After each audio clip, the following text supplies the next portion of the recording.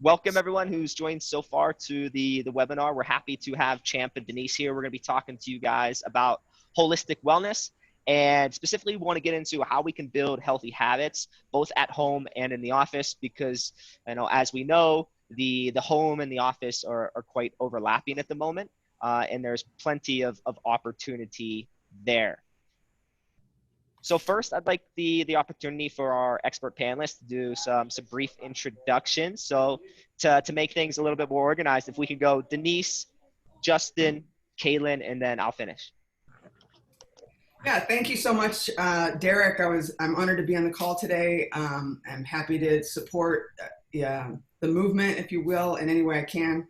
I'm Denise. I'm from actually from Oxnard, California. My family's been in Oxnard for over 29 years, and so we've seen a lot of change here. I've had a few changes of career over my lifetime, and I'm an integrative health coach. I went to the Institute of Integrative Nutrition out of New York. Over the last 5 years, I've just kind of revamped my life and have come full circle. And working in what I feel is my true passion and my true purpose in life, to support health and wellness. I have Elevate Vision, which is corporate wellness. I do corporate coaching. I'm a specialist in body composition testing. I have a partnership with InBody USA. And as you know, Derek, our conversation started about a year ago. And I worked with Virtuagym for about 10 months. I was seeing if this was the platform I was going to go with for the next step to my business. And it's proven to be just the best decision, Derek. We're launching a citywide wellness challenge that was scheduled the first week of COVID. So in this transition, I've had to pivot over the last 4 months, and we'll be kicking that off in the next few months. So I'm just really happy to be here and be supportive and support you guys in any way. Absolutely. Well, thank you guys for having me on. And I'm Champ, or people call me Justin Babb, out of Atlanta, Georgia. I own a company called Champ Elite Wellness. We're pretty much, we offer a variety of health and wellness. I'm a health and wellness coach and coordinator for corporate companies. And we put together custom wellness programs for companies. As we know, every company is different, every culture is different, every foundation is different. So we wanted to make sure that everything we do was more customized to that company. So that's what we do. That's what we specialize in, all the way from mental health specialists to personal trainers to anything that you can think of within a company. We go get it, we go find it, and we make it fit your company's culture. So like I said, I'm in Atlanta, Georgia. I've been in the business for the last decade, starting from, I guess, from the bottom, man, with not so much the bottom, but starting from what I knew, which is at that personal training level, and then had an opportunity to really kind of work with some really major, as we call them, movers and shakers of Atlanta. These are the people that are helping drive the economy in Atlanta and throughout the U.S. Had an opportunity to work with them directly. And, they say it takes one ideal and one vision. And one of my clients was like, well, why don't you do corporate wellness? And I'm like, and, it worked out. I've taken it on for the last 3 years, and we have partnered with some major companies in the marketplace, and we are really helping people change lives, man. Awesome. And hey, everybody, my name's Kaylin Pino. I'm the head of the US market here for Virtuagym. Thank you, Denise and Champ, for joining us today. Speaking on behalf of, the customers and the audience members who have been joining, we get a wide range of different people who are joining the webinars. Everybody from a personal trainer who might be starting off, a studio in here as well, and corporations as well. So one of the things that I'm really excited about is that both of your backgrounds and joining us today is really in line with a lot of the questions that we get from many people who join, which is, what are the next steps that I can take as a studio or a personal trainer in order to be able to make that jump into corporate wellness as well. And I think that, being able to speak on that is something that I think will help others who have been joining the webinars as well. As far as my role within today's webinar, I'm just going to be monitoring the questions and chats that are coming through. So feel free, everybody, as you guys are listening, ask the questions whenever you would like. This is there's a couple of different ways you can push them through. At the bottom of your screen, there's a little box that says Q&A. Push a question through there, and I'll try and work it into the conversation where we can. If we don't get to it, there'll be a section at the end where we can go ahead and address it. Additionally, feel free and use the chat section. So there's a button also that has a chat functionality. Change that to all panelists and all attendees, and go ahead and give that a try. Just even to start right now, introduce yourself, where you're from, and this way we can get a little bit of a conversation going with everybody here. Excellent. And to finish up, so I'm Derek. I'm the Director of Corporate Wellness at Virtuagym.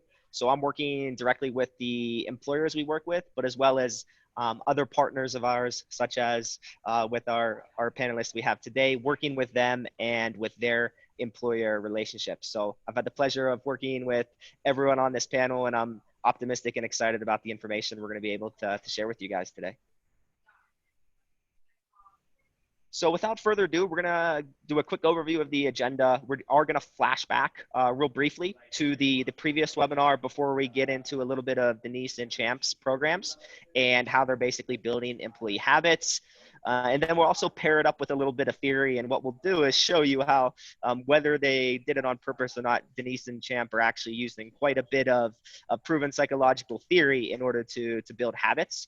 And then lastly, just a quick update from Virtuagym regarding our holistic habits in our system. So first up, the flashback to the previous webinar. One of the things we were discussing is a lot of these tech giants were basically acknowledging that the remote workforce is going to be a little bit more permanent than we may have thought.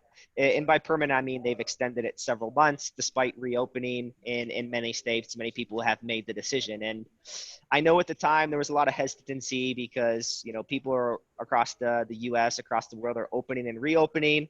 But I think another kind of recent article that happened that basically solidifies this notion is actually another tech giant, Indeed, which I think they have about over 5,000 employees, basically said, hey, for the next year, we're gonna be remote. So basically validating some of the concepts we were talking about, because now we're able to have a little bit more data and detail into these tech companies. So not really related to habits or holistic wellness, but Denise, the question I had for you when we think of, you know, tech giants, obviously California, you know, Palo Alto, Silicon Valley, or some of the companies we think about. Have you heard news from them? And then do you think they're going to be able to influence? And this could be something very, very well in the corporate world as well, whether they want it or not. Whether they want remote, remote, absolutely. I think that what's happening with these corporate giants is that their workforce is now at home, which maybe they fought a little bit or they resisted doing. And now they're realizing, hey, we can have our employees at home and still be productive. So now it's just a different change of mindset of how do we now work with these employees, with our work groups, with our teams, and keep them motivated, keep them healthy, keep them conscientious of living a healthy lifestyle, and also keep them happy from like employee perk standpoint and what that looks like. I had a conversation with a human resources manager out here that has a tech company in Irvine.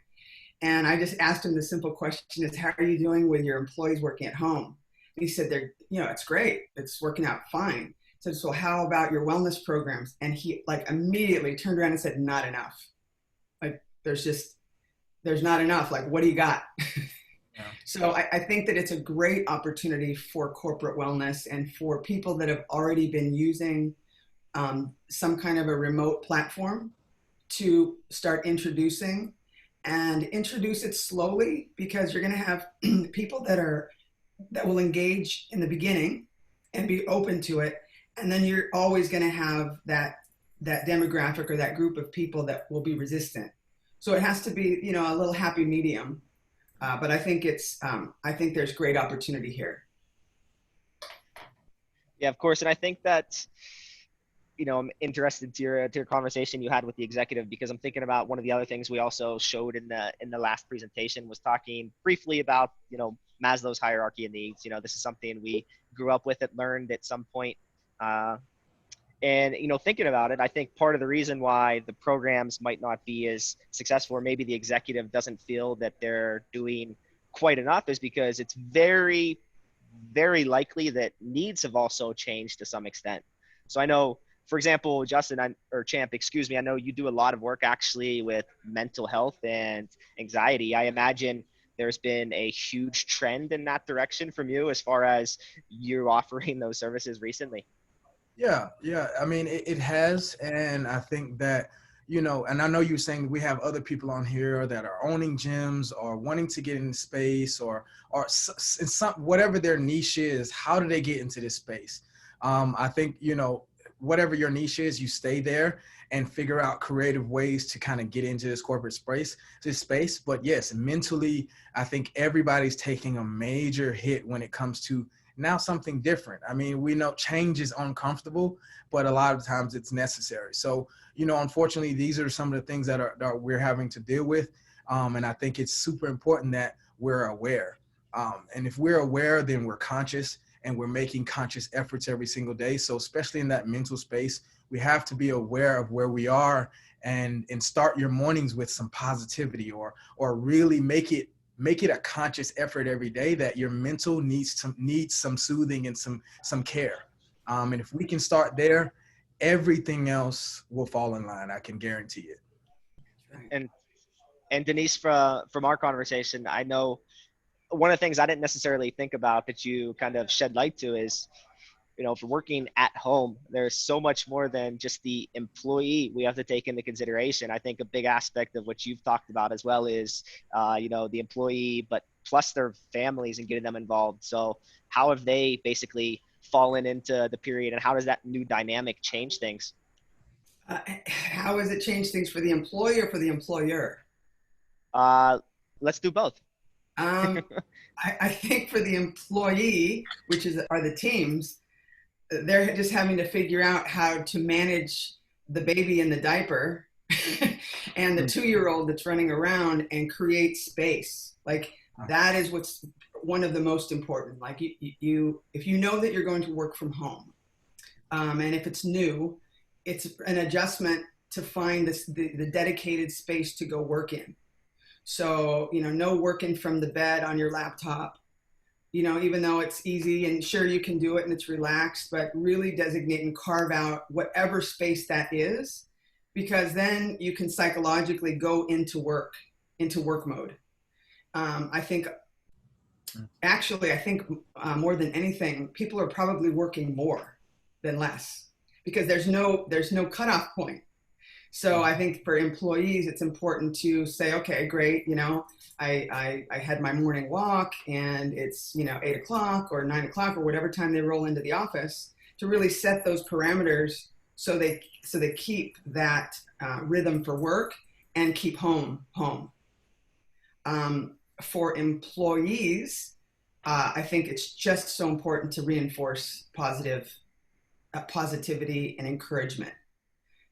For employees, I'm a believer that you get more with honey, and just to keep that positive reinforcement for positive behavior. And if they don't have it, then create it in the culture.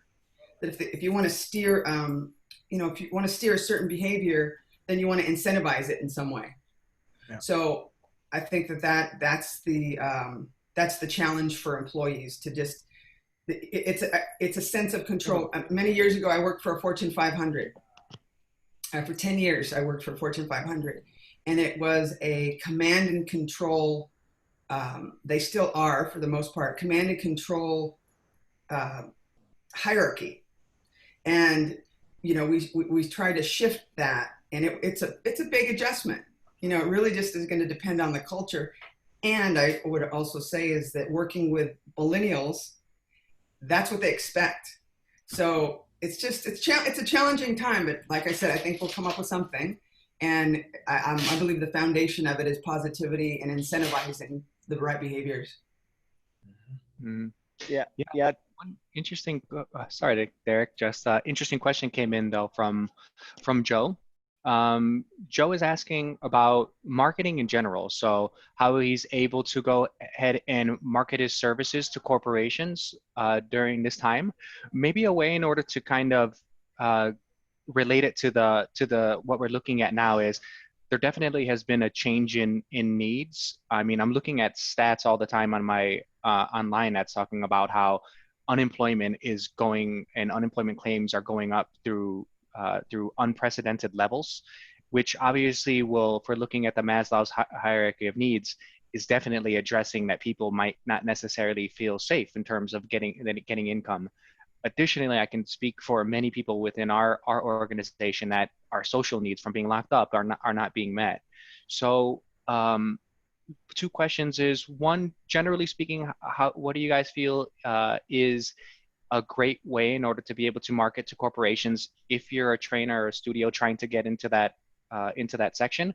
And then also with just kind of the new reality of some of these circumstances like unemployment, social needs, are you changing the way that you're marketing to corporations during this time of circumstances that COVID has created? Go for it, Justin. All right. Well, I can answer. Well, it's a couple two parts to that. I don't know if you guys listen to motivational, but Bob Proctor said it best. If you're deciding that's where you're going, that's where you're going. And what I mean by that is if this is a space that you wanting to now market, yes, you have to change your whole marketing plan, but that's beneficial to you because we want to be agile and we want to be adjustable to the market. And being able to be flexible is what's going to help you win in this process. So if you're deciding that's where you're going, I would recommend packaging it up. Corporate companies, it's a tough space to get in, but once you're in, you're in. And if you package it right to the niche that you're trying to show, and whether it's virtual classes, fall into that niche. What are people wanting from these virtual classes? Because I think we get locked in. We need to show these classes. We need to do boot camp on class. We need to do all these classes. But the thing of it is, this market is big. We're talking about people with real chronic conditions, real back, knee injuries. So maybe that's your niche. Maybe adjusting some of your classes into specializing in people that are having knee and back issues. And then you package all that up and then you say, all right, corporate company, this is what we offer. And you may not get it at the first or second swing, but that's the way you get in, because at some point, the great thing about our market and what we're doing, it's mandatory. Whether it's mandatory now or it's mandatory later. So you stay hitting at that door, you stay knocking at that door, and you will get in because your niche is going to be needed regardless. So, yeah. Yeah, I would say to the trainer that's out there that's not really knowing how to get in, stick with what you do well, because there's a lot of service offerings, and I say this because I'm victim to it. You know, I'm guilty of it, I should say. You see so much that can be done, so you package everything. Oh, I can do this and this and this and this. Just stick with what you do well and do it well. Yep. And be ready to take a couple of hits on the chin a little bit, and also be ready. And for the corporate people that might be listening, be ready to wait a little longer than you would in the past, because corporations, there's layers of approvals. So sometimes things take longer than the independent that could be making that decision. That small business can make the decision on the fly, whereas corporate America, there's a series of layers depending on what the price is, what the engagement is, and just be confident that you know your game, you know what you're doing, and just offer service. You know, you put people first, the rest will fall into place. Yeah. And if I can add on to that really quick, the unique thing about every individual is you. That is it. You're the unique quality. So whatever it is that you're typing up or packaging up or teaching your trainers, it's your culture. It's you. So be confident in that space, and your niche somebody needs your niche. So be confident in your space and know that whatever, however you write, however you speak, that's you, and allow that to be your stronghold to whatever it is you're trying to do. No, I'll add on to that one. Please. Yeah. Again, guilty of trying to do something the way you think they want it done versus just being who you are. And someone will say, that's what I'm looking for, right? Just be your authentic self and come with the services that you know well. And someone will find you and they're looking for you. But come correct. Come with your business in order and come correct. You know what I mean? Yeah. And it's like you said, I think you guys would both agree with the fact that, the first one could be a little difficult, but then word of mouth is one of the biggest things in the corporate world, especially because, as we know, people rotate jobs. They go to new jobs. They have experience with you. I mean, it's very highly referral based. So I think to move on, when we talk about like this webinar flashback, one of the things I want to drive with this presentation is kind of outlining, even though we're moving back and forth from potentially at work versus at home environment. So regardless of whether if they're working remotely or working at home, one thing I feel that the corporate world hasn't necessarily done a phenomenal job at is, and I also come from a little bit of a corporate background as well, not nearly as experienced as Denise in the corporate world.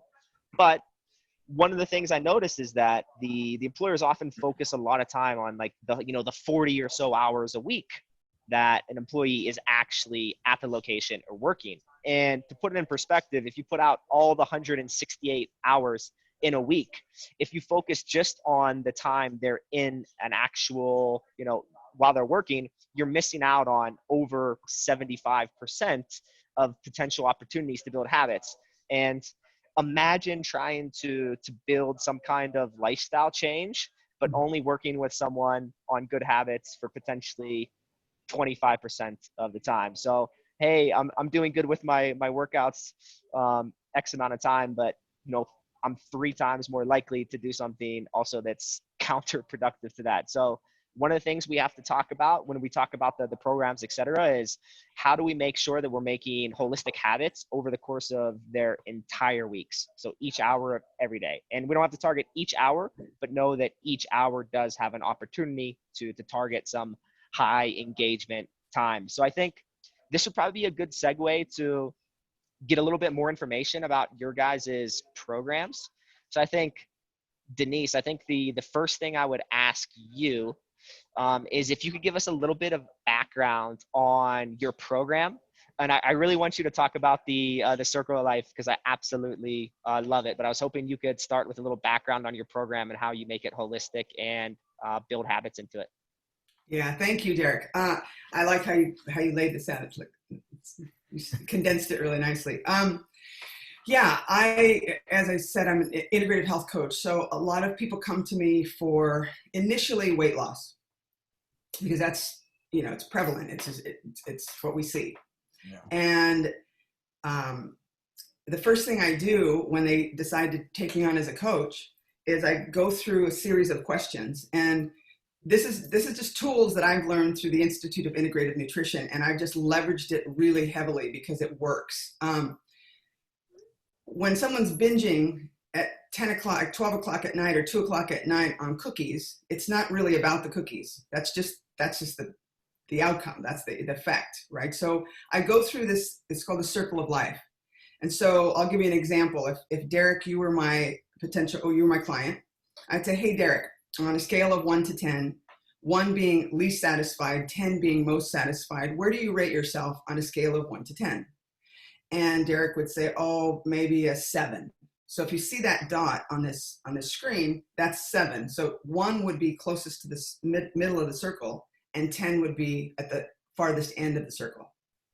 So this is actually a case study from one of my clients that came to me, not to lose weight, but to be healthy. And although she was about 100 pounds overweight, that wasn't her concern.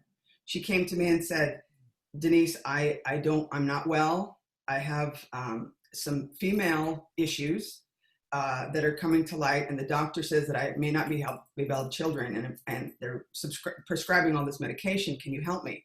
I said, well, let's just take it one day at a time. So we did this, and this was in October of 2018, I believe, 18.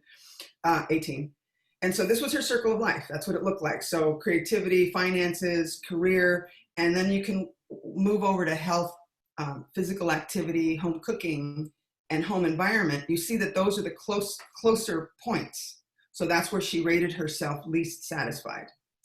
So based on that, we then sit down and write out a 3-month plan. So, and we only work on 3 topics. And oftentimes people say, oh, I can work on a lot more than that. Mm-hmm. Oh, I can work on 10 things. I'm like, yeah, I know. Maybe therein lies the problem, right? So we only work on 3 points at a time. And it's points that are measurable and manageable. So not, I'm going to go work out 3 days a week. What are you going to do when you do work out? So at the end of the week, when we have our sit down and we talk, we can say, great, you know, I've done what I said I'm going to do. Yeah. And I'm a believer that any good coach doesn't tell a client what to do. They just are that mirror to reinforce the behavior that the client wants to see in themselves. So that's the first step that we go through. And we take it through 3 months. And are you going to go through the whole thing, Derek? I'll fast forward for you. Okay. Yeah, great. Oh, yeah, good. Oh, you went right to it. Okay, so in between that, I also do body composition testing. So between that first slide and that second slide, every month I meet with the client, I take pictures, I measure. And if a client is not here with me in Long Beach, they measure themselves and I send them to a location to get measured through InBody. And they take pictures of themselves. And so everything is like very accountable. And so this is a picture. I'm just delighted. Obviously, Madeline lost weight. That was just the outcome. But what was more impactful is this is her circle of life 10 months after working with her. And these are issues that can't be measured. So how do you measure creativity statistically? It's not, but it is it's more self-awareness. And because it's so subjective, but it's to that person. So she as an individual improved every single aspect of her life. And she dropped, I think, like 88 pounds and 15 pounds percent body fat. And she can now go to the gym independently. She wasn't able to go to the gym. She didn't know what to do with the gym. She didn't know her way around any kind of workout. And she finished her master's degree at USC at the same time. And every single one of her medical conditions are no longer there. Nice. So it was incredible. And this is a pretty major, transition and transformation. But what's exciting for me when I coach with people, I get this kind of result from every client that I work with that does the work. So I have the same kind of outline for someone that I coached out of Houston. And he just came to me and said, I just need some organization in my life, Denise. I feel like I'm out of control. And he was in good shape. He was in great shape. But even his shape got better. His shape got better. His body fat was reduced. He cleaned up his home. He cleaned up some things out of his life because we were looking at some of these other areas that were causing him to be out of balance. So this was a really exciting, fun, it's going to be an amazing thing for you as well. Validation of your work when you see something like this. I think one thing that jumps out to me is one of the big words, one of the common words you kept saying to me when we were having our discussion last week is alignment. And I think it's clear that, kind of aligning the different elements of the circle of life is a great way to basically get that overall wellness. And I think incredibly enough too, even some of the areas that she was already self-acknowledging as high, such as creativity, she got even more creative. And I'm willing to bet it's not necessarily because she was more focused on that aspect, but bringing everything together just built this holistic wellness experience that really proved to be part of the benefit in all aspects of her life. Yeah, it was tremendous. And then at this point, 10 months, 11 months, so we went a year. And then this is an ongoing process. It's not like what we're ever going to change, because psychologically our brain is saying, okay, you can handle this. And then when you combat something and you overcome something, then your brain is going to give you a little more to deal with. So psychologically, we only receive as much as we can deal with at that time. So then it just gets to be a process of digging deeper and on self-improvement and building different kinds of habits. But for the most part, she has a great foundation now. She doesn't need she doesn't need that kind of coaching now. Maybe she needs another kind of coaching, or is deserving of that. But it's an ongoing process for all of us, as long as we're open to it and want to see improvements in our life. Yeah, Denise, on this, I think this is incredible. As an employer, looking at the difference between where her circle of life was before versus now, I mean, I would go far to assume that her productivity and her fulfillment within her work as an employee has more than likely has gone up. As for everybody who's in here as well, whether you're a health coach, a personal trainer, what would be your advice for being able to take on elements of this and incorporate it within your practice? If you're a personal trainer who might just be focused on the fitness element, or in another capacity, how could you start making a step in order to incorporate more holistic habits rather than just maybe narrowing in on one? You're asking me what if a fitness instructor asked me that? Exactly, yeah. So if somebody who's listening right now wanted to be able to take an element of what you've been doing with your customers now, or a corporation is looking at this and trying to figure out how they can, rather than maybe focusing on one element, maybe they were just focused on fitness. Well, what are some ways that they can kind of broaden the approach? Yeah, because I never, when we sit down, I don't ask her what she eats and what she does. It's just not about food and activity. Although, as you know, I did a fitness competition about 5 years ago. And that was when it really drove home that food is 80, 85, 90% of who we are. So the quality of food is so critical. It's our fuel for our body. But when we're looking at, if an instructor is trying to broaden, just take more care for your clients and ask them, hey, how are you doing with, it's kind of tough, but you kind of have to ask them how the relationships are going. I think with Madeline and with my clients, they feel that they have someone to talk to. And we carve out that space for people. And I know that when I've had trainers in the past, they become my shrink for an hour. They just become that person that you talk to. And I think that if clients or the trainer just really carves out that personal space for their clients and becomes that,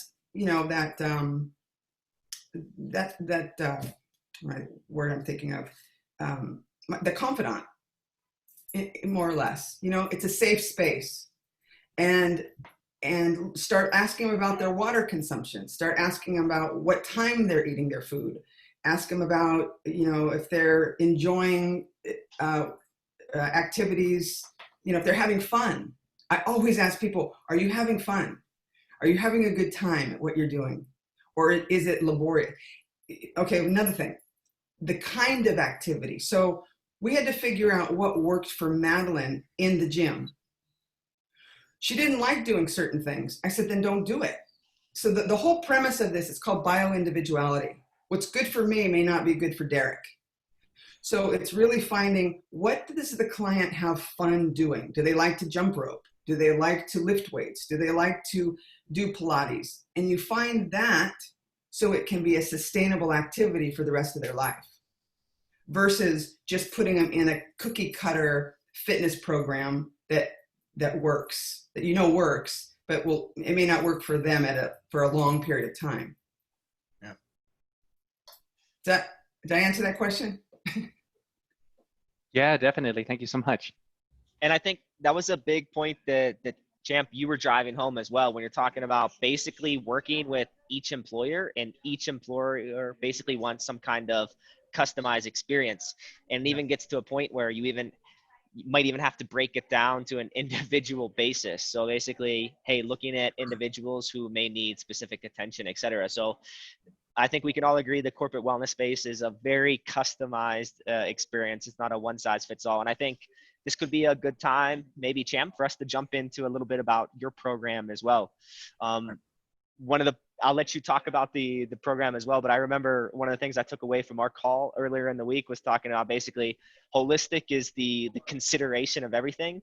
And you'd be surprised how narrow-minded people are on, what are possibilities with a program until they actually start to consider everything. So how do you bring that into your program?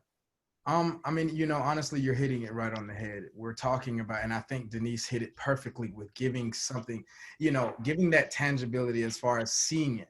And what she's basically saying is the awareness of all those spaces. The fact that she wrote all those spaces down, we're talking about the awareness of all those spaces. And holistic wellness is an intimidating place because if you don't know, you don't know. And especially if you've been in a foundation where fitness or eating or nutrition or mental health or any of these aspects has never even been brought up or talked about, but it actually exists, right? So if we know that, the way that we really get into this space and understand, and let's make it less intimidating. And what I mean by that is holistic wellness is everything. It is everything that you do. And back up a little bit. You can go at light year speed and be okay if you just calm down.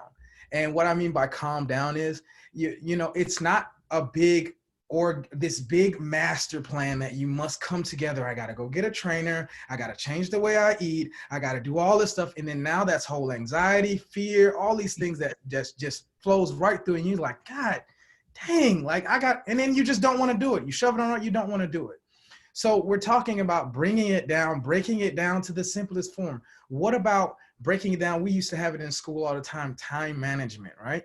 Now that we're at home, now that we're in front of this computer all the time, why not take one thing? This is something that we all can do, as put a timer on your phone every 3 hours that you're going to get up and just go for a walk outside and come back.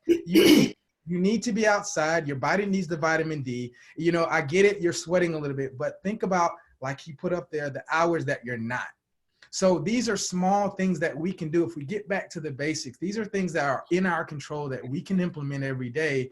And this is the approach to my company. We want you to meet you where you are, and give you certain things that can be implemented every single day that doesn't make it a big ordeal. And we're talking about, when I'm talking to some of my members, and they're telling, well, I gotta stop eating meat. I'm not telling you to stop eating meat. I'm telling you, challenge your body, your mind in a new space. How about making Monday through Wednesday, you don't eat meat? Why? You're gonna get, you know what I'm saying? How about making it small and simple, that it's not this big? And now you're creating a paradigm, a habitual way of things, of how you're doing things mentally, like she said, mental creativity. And the better that you feel, the more creative the more creative that you are, and the more service, as these people are on it, the more service you can render. Because now it's demanding that you be more creative. You have to be. And as personal trainers or as life coaches or whatever you are, we have to do more in our space. And like she said, we as trainers, personal trainer, because I had the opportunity to be a personal trainer, we have to do more. Yes, it's going to take more of your time to isolate your time and energy to this person.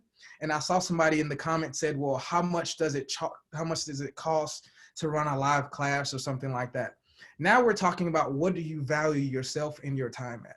And this is more important for everybody. You know what I mean? What do you value your time at? And if it's something that is really tangible, that's really going to help people, and maybe you might dial down to only 10 members, but it's more valuable and they're getting more value, and you're having opportunity to impact a lot better. And this is just what the Champ Elite Wellness brand is about. I see you have the picture of the juices, which is dope too. Check out cfsuperfoods.com. But yeah, we wanted to bring, it's so intimidating and it's hard to bring every space to the forefront, right? And how us as trainers, we must be creative. Us as corporate wellness coordinators, we must be creative in how do we get it to them with ease. We do the hard work, we do the heavy lifting to bring it to you with ease. The drinks are something that we wanted to do. It is all fruits and vegetables, no soda, and we juice it fresh every week. So holistic wellness is that. All these small spaces, these stackable great moments, experiences, perspectives. There is no like you said, there is no platform perfect for you. It's not going to be that. It's what makes you feel good, and you stay in that space and you get better at it. You get better at it. You're either learning or you're not. You know what I'm saying? So if you're learning in the space, we got to learn. You got to learn self. You have to learn you. You have to learn what is it where are you and what is it that you want? And we get people to kind of figure that out. We need to know where you are so we can take you to where you want to go. And Champ, feel free to drop the link there in the the chat as well. One thing I'd be curious to know, and it was something that I was thinking about as well, is when we're talking about the initiatives. I mean, it doesn't have to be anything. It doesn't necessarily have to be a huge first step, right? We just want to get people moving into the right direction. I know, like working with the, in the corporate world, I found even some small things that would easily be able to implemented quickly, such as, even just like healthy options in the cafeteria. And it doesn't mean you have to have an entire menu designated to a specific type of eating, but just making sure there's the variety so people do have the options. So they do want to go to the cafeteria instead of, my experience, I was, going to Subway every day because it was just, the convenient thing to do. But I'm sure if there was just, some small tweaks, some better options, etc., something like that could be very beneficial. And I think that's another reason why, the Drew's right. You're actually going to corporations with those. I think you're already have some corporate stock in that, if I'm understanding correctly. Absolutely. Cool. So that gives us lots of information regarding to the program. I do want to jump into a bit of the theory real quick. So you see, we're kind of nailing down this idea of habits. Whether you saw it or not, we're going to go through the theory and show you how they were actually doing some psychological tricks to actually get people to develop habits. So essentially, the reason why their individual employees that they've worked with or the employees have been successful is because Denise and Champ have done a great job at getting them to adopt, whether subconsciously or with very little thought, some kind of new behavior that puts them in a healthy lifestyle. So one of the resources I'd recommend, and I do have to be entirely honest, I have not read the entire book, but every single thing I've researched always points back to James Clear in this book called Atomic Habits. So I'm going to read it. I recommend all of you guys do it as well. But we're going to focus on the 3 R's that James Clear basically said is, this is what you need to develop the habits. And the first one is basically the reminder. So in other words, something that's going to trigger the start of the habit. So I think, Champ, you had mentioned this earlier. Our mobile devices are an excellent way to essentially remind us, right? We can set reminders throughout the day. I think the one thing you said specifically was setting something every 3 hours as a reminder to do a specific activity. It's very powerful. The book would also mention, or at least the research I read on the book, would also basically say is, you want that trigger to be something that can happen every day. So the example they give in the book is basically wanting to start flossing. A simple task, right? And one of the things with the flossing was essentially making it easy. And what he used as the trigger was actually brushing his teeth. So every time he brushed his teeth, that was the trigger, that was the reminder. Obviously, mobile phones are, as we had mentioned, is a great way. Basically, we can use it for anything, right? We can set a reminder on our phone for any type of aspect of wellness. So I do see this as a pivotal point. So curious to know, and this would be for both of you guys, we've already seen that you guys incorporate reminders. How much do you take ownership of the reminders? Meaning, do you set out some kind of reminder or verbal cue? And how much of it is, hey, at some point, they actually have to take on a little bit of responsibility for the reminder themselves? We can't always be there for them. I'll jump in. In terms of daily reminders, I don't have those kind of prompts for clients. Mine are when I sit down with clients, it's at the end of the week, did you do this? And based on their habits throughout the week, we can see if they've done it or not. All right. So I highly reinforce this. And we were talking about this last week, Derek. This is something I'm really excited to move forward in the challenge that we've created for the city. This is a component that's built into it. So we'll see how, how that works over time. But I would know the answer to your question is no, I don't do it on a daily. I do it more on a weekly to see and I can tell at the end of the week or whenever we meet, if they're adhering to what they said they're going to do. Yeah. And same here. Well, not same here. Well, similar, both in a way, because like we said, everybody's different. And some people need that accountability. Some people don't. We want to do it. Initially when we're engaging with the company, we're partnering with this company that has 523 employees, and we put up a everyday reminder, just a tip, just so we make it conscious. Do I think it's necessary? Yes and no. I would say the only reason I would say no is because we want something, what Denise is saying, we want it to be a sustainable lifestyle. Mm-hmm. We're talking about sustainability. We're talking about how are you going to be able to implement everything that we're providing you on your own. So mm-hmm. I think, if we understand that, I think we understand both parties, and we challenge them in that space, and we get creative and challenging in that space, creating, like she said, a company challenge or a community challenge or something like that. To now we dial down these things that we're doing daily, and we kind of force them to make it habitual, right? Like that's what we're wanting to do. We're wanting them to take every knowledge that we're giving them and make it their own, and make it a holistic place for you. Make it yours. Like that's the name of the game. That's why corporate wellness is such a demand, and is always going to be an on demand, not just corporate wellness, health, period. Yeah, it's going to be at a demand because every single person needs it differently. Whether you're a company or not, every single person within that company, it needs it differently. They say 1 out of 5 people are infected by mental health in the workplace. You know what I'm saying? And that's different. That's all different spaces. We're talking about stress, anxiety, and all these spaces. So I think that, when we realize that it's both, I think we and if you don't, it's fine. It's your niche that you're falling into, and that's what makes you unique. She's challenging her people every week, which is amazing. Some people do it every 30 days. Some people need it every day. So it doesn't matter how it's given. We just need to give it. You know what I mean? Mm-hmm. Yeah. I want to add to that too. It's also kind of a double-edged sword, that if something is administered and it just becomes, I have to, then you're going to get the opposite. You're going to get the opposite outcome. You're going to get people that are pissed off. You're going to get, like, I don't want to do, like, why? You just kind of get that pushback. So it's just, it is all about being individual to, whether it's an individual or if you're working with a corporation. Every corporation has a culture. Yeah. So you really have to take a look at what is going to work for that culture for your client.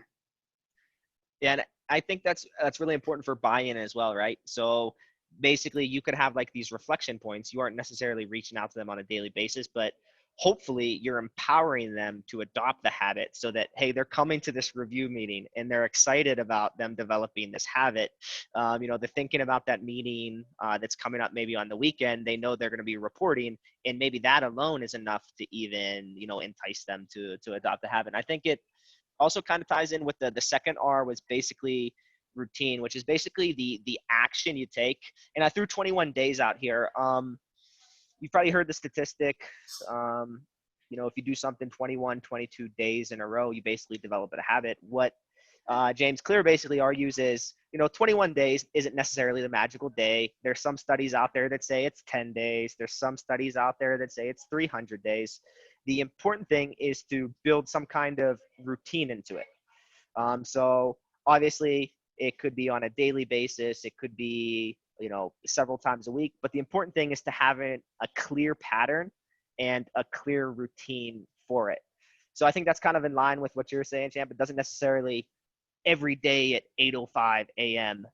X happens. It can be a little bit more flexible. But I'd be interesting to know for you guys, when we talk about routine, are there potentially specific times of the day that you might be focusing on more? So as an example, in previous webinars, they've talked about, okay, well, let's build a routine or get them to develop some kind of healthy habit during what used to be the commute hour in LA traffic, or let's get them to do something such as a routine in the mid-afternoon or just after work, etc. Yeah, I agree. I think initially, there is no special time of the day. But if I had to pull the start, I think starting the day, whether you're intermittent fasting, whatever eating pattern you on, whatever diet you on, we want to start engaging with your mind. And I keep gearing it towards mental because it's just the foundation to anything that you wanting to do. You know what I mean? And if we can get the mind triggered and turned on, and really, I think what's important is, what is it that we're desiring? What is the real true desire of your heart? Whatever it is, whether you want to look better, have better relationships, whatever it is, you make that decision, you drive into it. And every day you create your affirmation around that. You know what I'm saying? Like, if it's finances, whatever it is, I think you should always start your day with mentally the very first thing. We get so conscious. I do it all the time sometimes. I get up in the morning, and millennium, I go through my phone and I go through Facebook and I go through Instagram and I just stroll and I'm thinking of we have to take ourselves out of that conscious space, right? Because it's like, I don't even know why I'm listening. I'm getting no ROI on this, but I'm sitting here strolling all of this stuff. And we're looking, and we have to like make sure that it's a conscious effort that get out of that space. What is the positive thoughts and influences that you're putting in?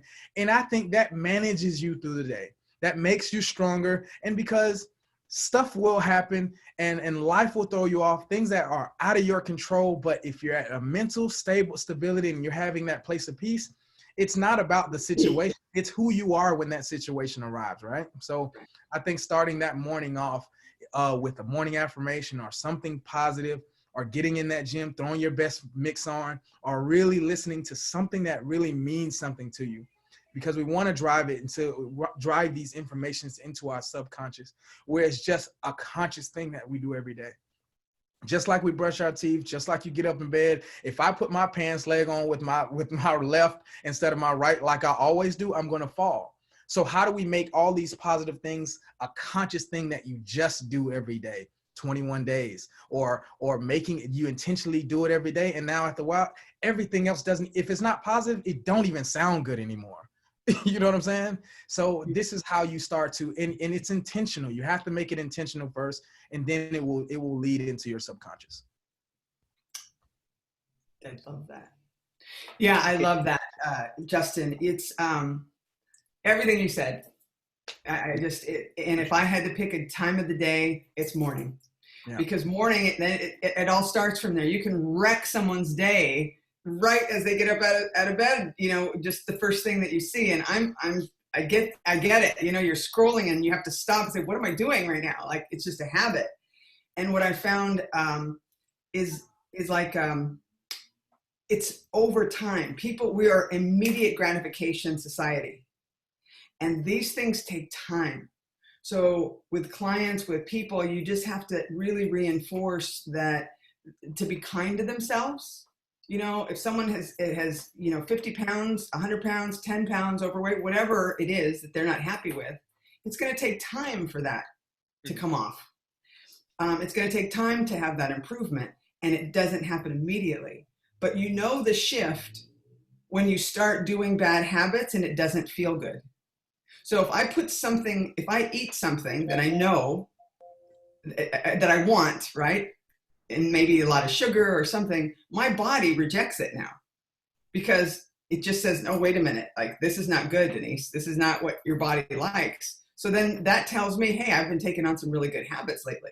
So, I think we as people know when we're not doing something that's reinforcing what our overall outcome, what we want it to be. If we have something bad that we're partaking in, we're going to feel it when we do it. And then that you're in a good lane when you start doing the bad things and it doesn't feel right anymore. Yeah. And that's interesting because with the third and final R that James Clear was talking about, he basically acknowledged the fact that we should take it as accomplishments. We should be proud of it. It's every step you take is a step in the right direction. So I can see it being like a positive aspect, being able to say that you accomplished one of those things first thing in the morning, as you're saying, Justin. I mean, that's a great start to your day, right? If you already get up and do, several of the action items, the habits you had planned, it's definitely going to lead to certainly positivity throughout the day, and certainly will enable you to work on other things more effectively. Absolutely. So I think just to finish off, I just have one last slide before we open up the Q&A. I know we ran a couple minutes over, but we'll stay on for Q&A with the panelists. And the last thing just wanted to mention is related to the Virtuagym system. So this is a big, powerful reason why we've recently developed our habit system. Is we want everyone to be able to develop habits. So if you're talking about reminders, so with us, the reminder is you can actually have push notifications telling you that you have specific items scheduled for the day. Or if you're talking about routine, okay, well, let's say you want to plan it ahead of time. You want this to be Monday, Wednesday, Friday, whatever the days may be. And the idea is just to really make sure we're doing the best we can to develop these habits. So without further ado, I do want to open it up to the panelists. So basically, if anyone has any final comments, so if Denise and Justin, before we get the questions from the Q&A, if there's any final comments you'd like to make on holistic wellness or habits you feel like that we didn't touch upon, or maybe even one final powerful point to drive home. Let's go with Denise first. Oh, sorry. I was letting her have it. No, I realized you were both wondering who should be first, so I figured I would just moderate and make it easy. This may sound a little kindness. I believe that people are doing the best they can with what they know, period. And that might be it might look different to me. It might look different to Justin and Kaylin and Derek, but we're doing the best we can. And I think that it's important to recognize kindness within yourself and not beat yourself up because you're not where you're supposed to be, or you're not where you want to be. So really, that's number one. And to have a plan. You have to know where you are before you want to get somewhere. So to have those starting points, whether it's through body composition, whether it's through taking a poll of where you are in your life and looking at many areas of your life, and then make a plan to where you want to go and what activities are going to lead you to those goals. So I'm a big proponent of goal setting and just something that you aim towards, because if not, then you're just meandering through life and not really moving forward in a positive area, in a positive mindset, or there's no trajectory, there's no, focus. So I'm a big proponent of goal setting, of taking milestones, know where you are now, so when you do achieve something that you have had progress, and celebrate every little thing, celebrate the wins, big or small. Absolutely. And I'll just piggyback off her. You have to know where you're at, man. You can't go anywhere. You can't make a decision if you don't know where you're at. If you guys hadn't read it or heard about it, Think and Grow Rich, check it out, read it. I read it over 3 or 4 times, and they said there's a secret in that book, right? And I figured out that secret, and the secret is it is your desire. It's the desire of whatever it is that you're wanting to put down. You have to make it so believable. You have to make it has to resonate with you. And nobody can tell you what that is but you. And it can be anything. You want to travel more. You want to have a better relationship with your kids. You want to have a better relationship with your brother or sister. Whatever that is, you have to make it. You have to put it in play. And that goes with business too. I think it's about putting it in play. If you think if it's creative and it came to your mind, write it down, put it in play, and that's going to take you over the barrier. That's going to take you over. And that's what it is. People are not putting their motions in play. I mean, whatever it is you're desiring to do, you're thinking about it, and then you figure out, and while you're thinking about it, all of these fears are just taking away everything that you're trying to think, everything that you're trying to build. Fear has a way of just working its way in. It's like, I'll get to it next time. That's a version of fear. Or I'll just, I don't even want to be bothered with it. That's another version of fear. So all of these versions of fear are taking you away from what you're truly here for. We all have unique fingerprints, everything, and you have to make your stamp on it, whether you're impactful, whether millions of people are gonna clap for you, or whether you're influential with your kids or mom or dad. You have to leave your mark, and you have to make it impactful. Business owners, you have to make whatever it is that you're doing, and whoever you are, put it into the business. I found that every time I go on live, I found when I was doing live for Facebook and stuff, I'm writing down all of these subjects that I want to talk about. And then I'm scripting out everything I want to say. And then I get like 4 or 5 followers, right? But then when you don't script it out, where you're coming from a genuine, real place, creativity, I'm getting all these followers because it's you. People are wanting you. People are needing you. Whatever it is, whatever you're bringing to the marketplace, I encourage you to find you, understand you, know where you're at, and then that's going to lead you in the direction that you want to go in. Awesome. Those are definitely some powerful points to finish up on. Denise, I see you're shaking your head in agreement, looks like. And then Caitlin, I will say I'm unable to see the exact questions in the Q&A, but it looks like there were a few that came in. So maybe if we could finish on those. Yeah, definitely. So a couple questions did come through as we were going through the presentation.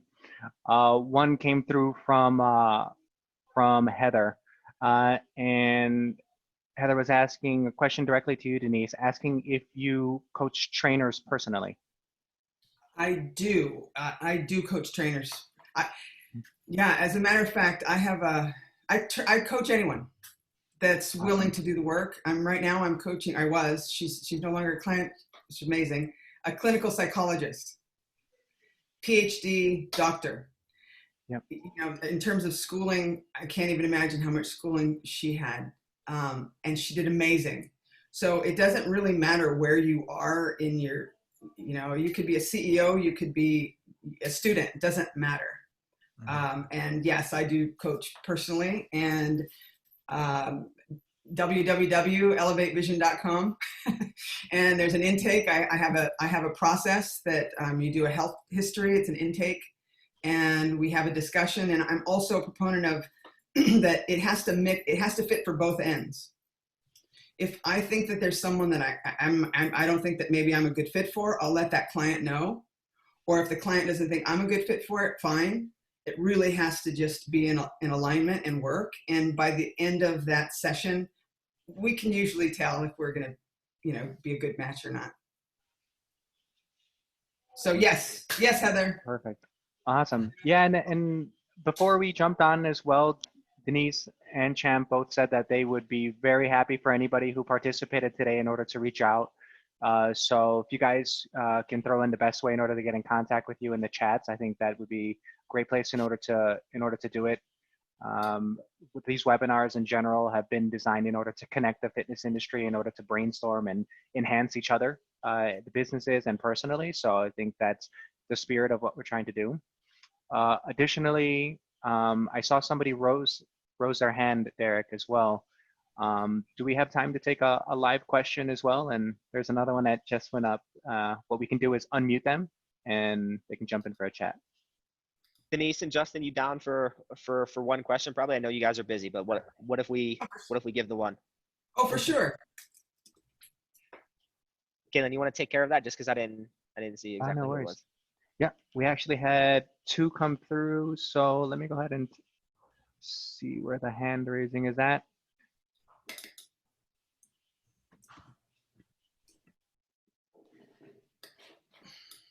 All right.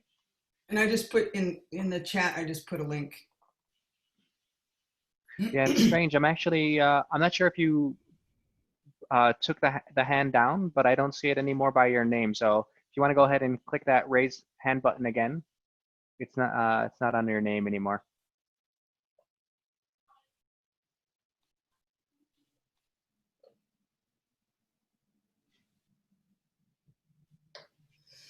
Looks maybe Yeah. they had to jump off. I see several people have been falling off. So maybe we'll have to wait till the next webinar. Maybe they can send us an email directly as well. So to finish up, I do want to thank you so much, Denise and Champ, for joining again. You frequented the webinars many times as attendees. I know you both have told me, so it's really nice to have you as panelists. If you know the topics that everyone is discussing, the dialogue going back and forth has been great. There's no doubt in my mind people have got a lot of value from you. Certainly, I would expect several people to be reaching out to you both. So hopefully you guys don't mind that. And yeah, it was a pleasure learning from you guys. I learned just as much as the attendees did. Yeah, thank you. Thank you, Derek and Kaylin. You guys, I've been watching this from week one, and I think you've really done an outstanding job of keeping the support going in the midst of all of this uncertainty. It's been awesome. So thank you. Thank you. Nice to meet you, Justin. Oh, you're on mute, Justin. Yeah, thanks. Thank you both again for joining us. It was great to have you on the program. And just as Derek said, it was, there we go. We got him You up. guys consider me. I appreciate it. We're glad to have you guys. You guys take care, and we'll be in touch. And anyone who would like the video, the recording will be on the Virtuagym support YouTube channel probably tomorrow. All right, sounds good. Thank you. Thanks, guys. Have a beautiful day. Take care, everybody. Take care, everyone. All right, take care. Bye-bye.